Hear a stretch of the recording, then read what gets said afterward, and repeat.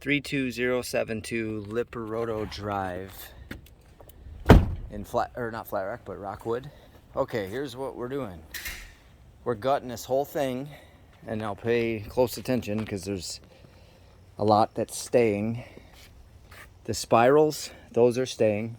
The Japanese maple, all the ground cover, the hostas are going. This hedge is staying.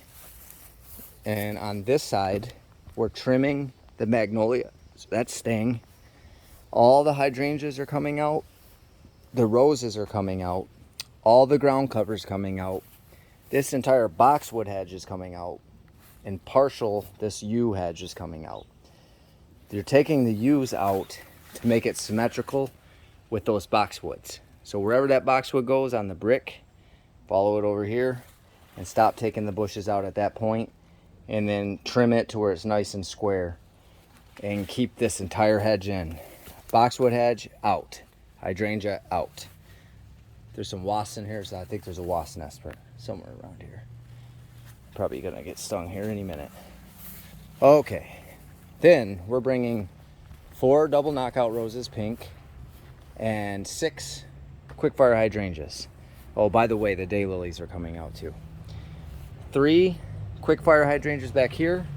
We're replacing these roses with roses, maybe a little bit better spaced out, and symmetrical design on this side. Find a spot for 2 of the roses and 3 of the quickfires in here.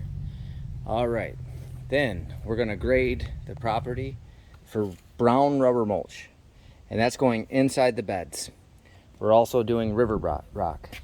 The river rock is going in this strip right here, and then we're going to take a piece of bronze edging in here and connect it to this rock here. How, you know, something like maybe a foot back, and then this strip right here, all river rock. You can even do river rock here too, and we're just making like a 1 foot wide strip of river rock, and then we're just shoving river rock down in that space there.